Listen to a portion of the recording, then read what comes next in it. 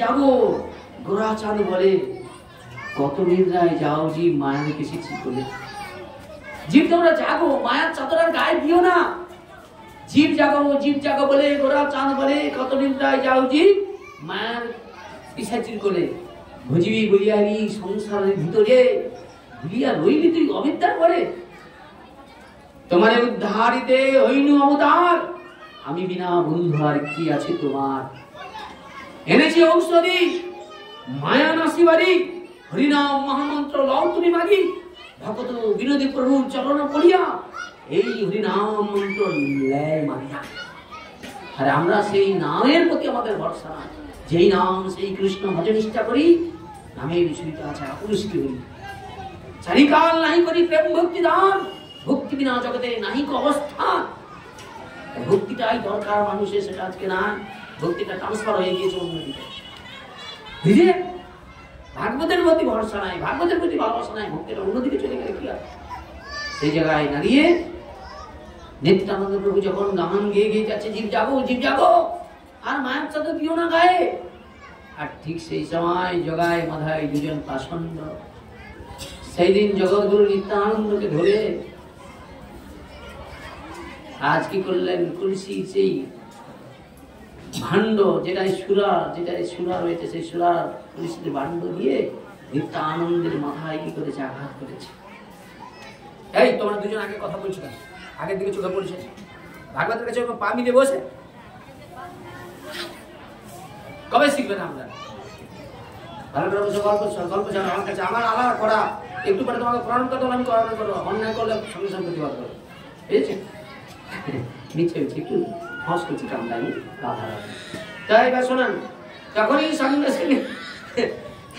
এইরকম লোক, আমি বাজে লোক আর শাসনে করে সহায় করে, বুঝছেন? খারাপ করলে আপনার খারাপ হবে, আমার করলে গল্প করতে না।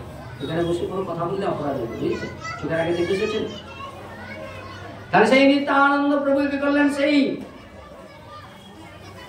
মদের যে সুরার ভাণ্ডটা দিয়েছে, সেই ভাণ্ডটা দিয়ে নিত্যানন্দ মাথা ফাটিয়ে দিয়েছে, একবার জোর করে দিয়েছে। তবে নিত্যানন্দ চলে জগায় ওরে মাথায় আয়, একবার আমার সঙ্গে একবার হরিনাম বল। মেরেছ কলসির কারণে তারপরে কি প্রেম দেবো না? আর প্রেম নিত্যানন্দ দিতে আসছে, কিন্তু প্রেম সম্বন্ধে জানে না। প্রেম জিনিসটাই লোক উপলব্ধি করতে হবে। প্রেম নিজের সুখের জন্য নয়, ভগবত সুখের জন্য কর্মক্রিয়ার নাম হলো ভক্তি। যারা ভগবানের সুখের জন্য যা কর্ম করে সেটা নাম ভক্তি, আর নিজের সুখের জন্য যেটা কর্ম করে সেটা বলে কাম। আত্মন্দ্র প্রীতিবাঞ্ছা তারা বলে কাম, কৃষ্ণেন্দ্র প্রীতিবাঞ্ছা ধরে প্রেম নাম। কাম প্রেম দোয়াকার ভিন্ন লক্ষণ, লোহার হেম জ্বলছে বিলক্ষণ। বলে সোনা লোহা দুটাই ধাতু, একটা ভরি হচ্ছে 80,000 টাকা, আমাদের 10 গ্রামের দাম, আর একটা কিলো 100 টাকা, কে দেয়? বুঝেছেন?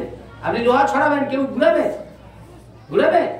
না, কিন্তু আপনি সোনা ছড়াবেন, ওটাকে ঘুরাই নিয়ে দিল। হ্যাঁ, সঙ্গে সঙ্গে সেই নিত্যানন্দ প্রভুর মাথা ফাটিয়েছে। নিত্যানন্দ বলছে, আয় জায়গায় একবার মাথায় একবার আমার সঙ্গে তোর নাম কর। নিত্যানন্দের নয়ন দিয়ে গল গল করে জল পড়ছে। জগৎজীকে কৃপা করার জন্য যেতে নিত্যানন্দ প্রভু জগৎকে নিত্যানন্দকে প্রেম দেওয়ার জন্য এসেছে। কিন্তু কি বলবো, দুর্ভাগ্যের বিষয়, সেই দিন নিত্যানন্দের মাথা থেকে গল গল করে রক্ত পড়ছে। হরিদাস ঠাকুর ছুটে গিয়ে বলছে, প্রভু প্রভু, জগায় মাথায় পাষণ্ড নিত্যানন্দ প্রভু মাথা ফাটিয়েছে। জগায় মাথায় এই জগায় মাথায় এই নিত্যানন্দ প্রভুর মাথা ফাটিয়েছে। এই কথা শুনে মহাপ্রভুকে ছুটে এসে দেখছে যে নিত্যানন্দ প্রভু মাথা ফাটিয়েছে। তিনি প্রধান্বিত হয়ে কি করলেন, সুদর্শন বললেন, সুদর্শন এই মর্তের মাটিতে আমার কাছে ফিরে এসো। তাহলে দেখুন, যেই হচ্ছে কৃষ্ণ, তিনি হচ্ছেন কলিযুগে আমার গৌরহরি। তাহলে রাধা কৃষ্ণের মিলিত গুণ আমার গৌরহরি। তাহলে কৃষ্ণের মধ্যে কতগুলো গুণ? 64 গুণ। আর রাধারানী হচ্ছে বলে অনন্ত গুণের মধ্যে 25 প্রধান, যেই গুণে বস করে কৃষ্ণ ভগবান। এই গোটা জগৎকে যিনি মোহিত করছেন তার নাম লীলা রূপ দিয়ে, আর ভগবানকে তিনি আকর্ষণ করছেন শ্রীমতী রাধারানী। এর জন্য বৃন্দাবনে সবাই দেখবেন রাধারানীকে শরণ আশ্রয় করে। কেন? আমাদের মতো জীবের যে ভগবত প্রাপ্তির জন্য যিনি সেবাটাকে গোবিন্দের কাছে জানালে, গোবিন্দ আপনাকে কৃপা দৃষ্টি দান করবে। বুঝেছেন?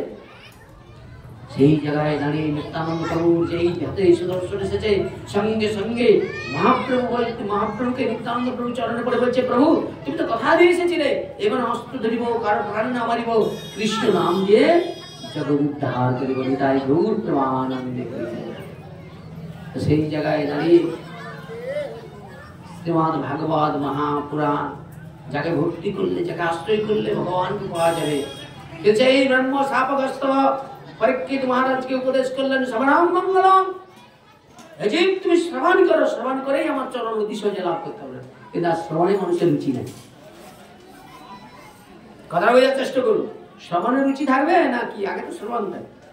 পরীক্ষিত মহারাজ কি করলেন না, সেই শাপগ্রস্ত পরীক্ষিত মহারাজ যখন সেই সভায় উপস্থিত ছিলেন, ভাগবত কথা শোনানোর জন্য ব্যাসনন্দন সুখদেব উপস্থিত হয়েছে। দেখেন সবই ভগবানের কৃপায়, বুঝেছেন? সুখদেব গোস্বামী পাদ যখন সমাসীন ছিলেন, তখন স্বর্গের দেবতারা অমৃতের কুম্ভ নিয়ে এখন ওই সুখদেবের নিকটে এসে উপস্থিত হয়েছে। নিতাই গৌর প্রেমানন্দে হরি। কিসের বিনিময়ে ভাগবত কথা শুনবে গো? ওই স্বর্গের দেবতারা অমৃতের বিনিময়ে কথামৃত সাধন করবে, তাই তারা সেই দেবলোককে ত্যাগ করে, স্বর্গলোককে ত্যাগ করে তারা অমৃত কুম্ভ নিয়ে এই ধরা ধামে এসেছে, মর্ত ধামে এসেছে, যেখানে জীব মরতে আসে, বাঁচতে নয়। আমরা এখানে মরতে আসছি, বাঁচতে নয়। এই যে ঘর করছো, বাড়ি করছো, এত টাকা, কোটি টাকার বাড়ি, একটা ভূমিকম্প হলে একটা খুবই থাকলে নিয়ে কোথায় পালিয়ে যাবে? কত কোটি কোটি কোটি লোক এক ভূমিকম্পে ভিখারি হয়ে যায়। কিন্তু শুনবেন, যদি ভগবানের প্রকৃত যদি কেউ কারো চরণ আশ্রয় করে থাকে, সে যদি বিমানে করে যায়, বিমান যদি আগুন লেগে যায়, সে যদি নদীতেও পড়ে যায়, দেখো ভগবান কুর্ম অবতার হয়ে সে পিঠ টাকিয়ে দেবে, সেখানে বসে বসে দেখো পরমানন্দে চপ করবে। এরকম বাস্তব রহস্য আছে। সেই জায়গায় দাঁড়িয়ে বিড়ালের মাকে দেখছেন? বিড়ালের মা তার বাচ্চাগুলোকে যখন মুখে করে রাখে, কত সুরক্ষিত রাখে, তার বাচ্চাগুলো কাঁদেও নি, কান্নাকাটিও করেনি। ভগবান বলছে, যারা আমাকে আশ্রয় করে আমি তাদের কাছে বিড়ালের মায়ের মতো, যারা আমাকে আশ্রয় করে না বলে আমি বিড়াল ইঁদুর ধরার মতো, ধরে টিপে মারে। আমাদের কুলির মানুষকে আমাদেরকে মারার জন্য এইরকম ফান তৈরি করে, হাজার ফাঁদে আপনাকে ফেলে দিবে। কিন্তু আপনি যদি ঠিক মতো চলেন, কেউ আপনার তৈরি করতে পারবে না, হাজার চেষ্টা করলেও পারবে না। সেই দিন স্বর্গ থেকে দেবতারা অমৃত কুম্ভ নিয়ে একবারে সুখদেবের নিকটে এসে উপস্থিত হয়েছে। বলেন, আপনি এই অমৃত কুম্ভ গ্রহণ করুন। বলছে, আপনি এই অমৃতের কুম্ভ গ্রহণ করুন। কাকে বলছে? কাকে বলছে মা? সুখদেবকে বলছে, পাঠককে বলছে, আপনি এই দয়া করে অমৃত কুম্ভ গ্রহণ করুন, আর বিনিময়ে আপনার কথামৃত আমাদেরকে প্রদান করুন। আচ্ছা বলুন তো, অমৃতের মূল্য বেশি না কথামৃতের মূল্য বেশি? দেবতারা যে ওই দেবতার অসুররা বীরে যে সমুদ্র মন্থন করেছিল, বিষ আর অমৃত উঠেছিল, বিষটাকে মহাদেবের নাম হয়েছে নীলকণ্ঠ, বুঝেছেন? আর অমৃত, সেই অমৃত এখন কাদের কাছে গুচ্ছিত আছে? দেবতাদের কাছে। সেই দেবতারা অমৃত নিয়ে সুখদেবের নিকট এসে বলছে, হে সুখদেব মহারাজ, আপনি এই অমৃত গ্রহণ করুন, আর বিনিময়ে আপনার কথামৃত দিন। আচ্ছা কোনটার মূল্য বেশি বলুন? বলুন। অমৃতের মূল্য বেশি না কথামৃতের মূল্য বেশি? বলে অমৃতের মূল্যটা কিচ্ছু নয়, কথামৃত অনেক মূল্য। সেই দিন কি করলেন না, সেই যখন বললেন আপনি দয়া করে আমাদের কথামৃত প্রদান করুন, মহারাজ পরীক্ষিত অমৃত পান করিয়া মৃত্যুকে জয় করুন। তাহলে দেখুন, এই ভাগবত কথা শ্রবণ করলে মৃত্যুকেও জয় করতে পারে। এই জন্য ভাগবত কথার নাম হলো অমর কথা। ভাগবত কথার আরেক নাম হলো অমর কথা। যদি কেউ নিষ্ঠার সঙ্গে শ্রবণ করে, অমরত্ব লাভ করতে পারে, মৃত্যু তার কোনো ক্ষতি করতে পারবে না। এই জন্য মহাদেব দেখেন, মহাদেবের মৃত্যু নেই, বুঝেছেন? তিনি এই অমর কথা শ্রবণ করতে গিয়ে অমরত্ব লাভ করেছেন, ব্রহ্মার মৃত্যু আছে, বুঝেছেন? সত্যতা দাপর করি চারি যুগ জারি, চারি যুগ এক দিব্য যুগ মারি, 71 চতুর্যুগ এক মন্বন্তর, 14 মন্বন্তর ব্রহ্মা দিবসে ভিতর। সত্য যুগের বয়স হচ্ছে 17,28,000 বছর, 13,12,96,000 বছর, দাপর বয়স 8,64,000 বছর, কলির বয়স 4,32,000 বছর। এখন ভাত খাবেন উনি, বাচ্চা সব পরিবারে পরিবারে এত কলহল কেন? কারণ কি? সব ধর্ম ছাড়া হয়ে গিয়েছে। কি দেখছেন? দিনের বেলা রাত্রি দেখবেন, দিনকে রাত দেখতাম আশা করি।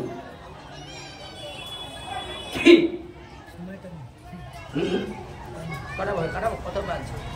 2টা বেজে গেছে বাবা, আমি আর যাচ্ছি না, যেটা শরীর আছে। হ্যাঁ 2টো বেজে গেছে, আমি আর যাবো না, একটু বলে বিশ্রাম ঘোষণা করছে। তো অনন্ত বুঝেছে, আমার তো মাথায় থাকে না কখন 2টা রাত্রি 3টা বেজে গেলে আমি জানতে পারি না। এদেরকে এই জন্য নিয়ে আসি, আমার ঘরের গালাগালি করে।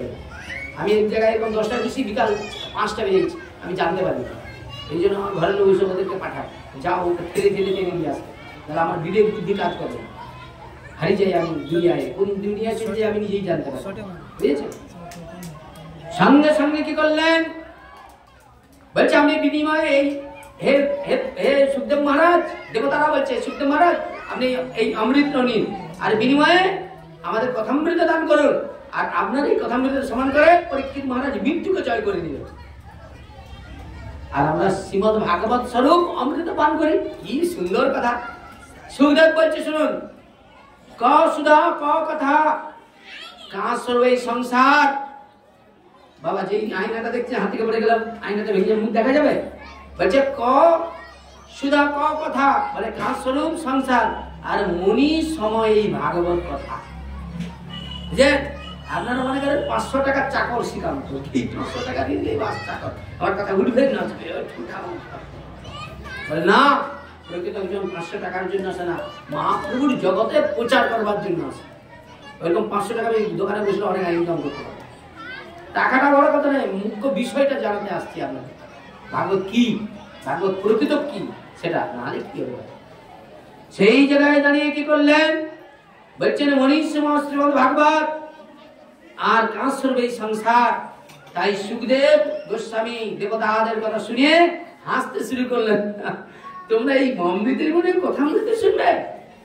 বলে ভক্তিহীন ব্যক্তি কখনো এই কথামৃত গ্রহণ করতে পারে না, আর ভক্তিহীন ব্যক্তিকে কখনো কথামৃত দান করা যাবে না, অপরাধ হয়ে যাবে। এই যে এখানে যে ভাগবত, যাদের ভক্তি আছে তাদের ছাড়া অন্য কেউ যেন না এই ভাগবত কথা শুনে, বুঝেছেন? এই জন্য বলছে বহিরঙ্গ নিয়ে প্রভুকার রাম সংযুক্ত, অন্তরঙ্গ নিয়ে প্রভুকার প্রেম আস্বাদন। শিলাসে শাশুড়ি ঢুকে ঘাট ধাক্কা দিয়ে বার করে দিতে। কোথায় আছে সেই ভাগবত? ভাগবত হচ্ছে গোপন রহস্য। এক ভাগবত ভাগবত সস্ত, আরেক ঘরে ভাগবত রসময় জিজ্ঞেস, যেখানে সেখানে কীর্তন করা যাবে। এই জন্য ভক্তিহীন শ্রদ্ধাহীন শ্রোতার কাছে ভাগবত কীর্তন করতে হবে। এরপর আমি চিন্তা করছি, এরকম যেখানে যেখানে এরকম এই বড় বড় এই যে মহোৎসবের অনুষ্ঠান জেনে দিলে আচ্ছা হবে, এটা আমার জীবনের লাস্ট যাওয়া। আমি এইরকম অনুষ্ঠানে আর যাবো না।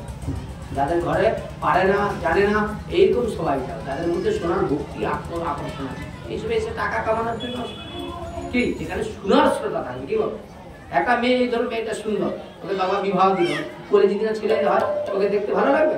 তাদের এই ভাগবত সবার মুখ্য বিষয় তার শ্রোতা। একটা শ্রোতা যার মুখের দিকে তাকলে ভাগবত গলগল করে ভগবান গলগল করে বাড়তে, ওই জন্য ওনাকে বারবার দেখতে ইচ্ছে করে ঢাকা দিয়ে দিচ্ছে, টাকায় ঢাকা দিয়ে দেবে, টাকার আশায় ফাঁকা করে দেবে আমাদের, সবাই সে টাকায় ঢাকা দিয়ে। তখনই সঙ্গে সঙ্গে কি করলেন বলছেন, ভক্তিহীন সেই দেবতাদেরকে দেখে সেদিন কথামৃত প্রদান করলো না। যে অহংকার, আমরা দেবতা অমৃত নিয়ে আসছি, কথামৃত পাবে, বলেন না, পাওয়া যাবে না। সেই কারণে শ্রীমদ ভাগবত কথা দেবতাদের নিকটে অতি দুর্লভ। বলছে দেবতারা যে কথা পায়নি সে কথা আপনি অতি সহজে শুনতে পাচ্ছেন। দেবদুর্লভ ভাগবত কথা। আরে বাবা, আমার কাছে যদি টাকা থাকে আমি তো আপনাকে ধার দিতে পারবো। তাদের ভাগবত যিনি প্রচার করবে তিনি দাতা শ্রেষ্ঠ, সে কোনো বিনিময় দেখে না, সে দেখে কি করে মানুষের পরম মঙ্গল হয়। 10,000 হসপিটাল করে লাভ নেই, একজন প্রকৃত হরি ভক্ত করলে ততটাই লাভ। তাই ভূত সকল শাস্ত্র খুব মন্দ শুনে, এবার বিশ্রামের দিকে যাচ্ছি। সকল শাস্ত্র একদিকে, শ্রীমদ ভাগবত শাস্ত্র আরেক দিকে। দাঁড়িপাল্লা বোঝেন? আমাদের দাঁড়িপাল্লা ওজনে একদিকে বার থাকে, একদিকে জিনিস থাকে, বিনিময়ে আমরা পয়সা পাই না। তো সকল শাস্ত্র একদিকে, শ্রীমদ ভাগবত অন্যদিকে। ওজনে ভারে প্রমাণিত হলেন যে নিজ মাহাত্ম সকল সাধনার পাকায় ভাগবত ভারী হয়ে গেল। ভাগবত ভারী হয়ে বসে আছে, আর সব যা দিচ্ছে তার উঠে আছে, ভাগবতকে নাড়তে পারে না। তা দেখে মুনি ঋষিরা সঙ্গে সঙ্গে কি করলেন, চমকে গেলেন। হায় হায়, কি ব্যাপার, ভাগবত এমন? আরে ভাগবত ভগবানের শরীর, তাই ভগবানকে কোনো কিছু কি আবার দেখছেন বলছে ভাগবত কি হচ্ছে? বলে ভাগবত ভগবানের স্বরূপ। তাই তখন কি করলেন, সেই মুনি ঋষিরা সিদ্ধান্ত দিলেন এই কলিযুগে শ্রীমদ্ ভাগবত পাঠ শ্রবণ তৎকালীন মোক্ষ প্রাপ্ত হয়, তৎকালীন মোক্ষ প্রাপ্ত হয়। সপ্তাবিধি অনুসারে শ্রবণে শ্রীমদ্ ভাগবত নিশ্চিত ভক্তি দান করে। মানে ভাগবত শুনতে 7 দিনে, এই যে ভাগবত 7 দিনে আজকে মহোৎসব দিতে, তাহলে ভাগবতের মুখ্য প্রেম লাভ হতো, ভক্তি লাভ হতো। মানুষের পাপ তাপ ব্যাধি যা কিছু সব এই 7 দিনে ভাগবতে যায়, এই দিনে হবে। আসবো 11টার সময়, 12টা বাজে না, 12টার বাজে বাজে সব উল্টে গেল, ভাগবত হয়ে গেল। 7 দিন শুনে লাস্ট দিন মাস পেয়েছেন। এবার বলেন শ্রী বিষ্ণু মূর্তি এই শাস্ত্র ভাগবত যদি কেউ পাঠ করে হয়ে ভক্তিযুক্ত, যদি পাঠক যদি ভক্তি শুদ্ধ চিত্তে ভগবানের মহিমা কীর্তন করে, আর কোন ভক্ত যদি নিষ্ঠা ভক্তি সহকারে শ্রবণ করে, কি হয় দেখুন, অথবা শ্রবণ করে শ্রদ্ধা সহকারে, এই যে বাবা আপনি বসেছেন শ্রদ্ধা সহকারে, কতবার আপনাকে নাড়াইছি কিন্তু কোনো মতের নাড়ি ওখানে নিয়ে যেতে পারে। এবার আপনি আসবেন, আপনাকে আমি প্রথম তুলসী দিয়ে তারপরে ভাগবত গুছিয়ে ঘর বাড়ি দেবো, বুঝেছেন? আমার শ্রোতা আপনাকে নিয়েছি, বুঝেছেন? তাহলে বলছে অথবা শ্রবণ করে শ্রদ্ধা সহকারে, এই যে বলছে অথবা শ্রবণ করে শ্রদ্ধা সহকারে অবশ্যই বৈকুণ্ঠ লোক সেই লাভ করে। প্রেম সে বলেন নিতাই গৌতমানন্দ শ্রোতাং শ্রোতাং নিত্যং গীয়তাং গীয়তাং মুদা চিন্তাং চিন্তাং শ্রী শ্রী ভাগবত অমৃত গ্রন্থ কথা এই করে রহিল আমার গ্রন্থের লহরী পুণ্যিত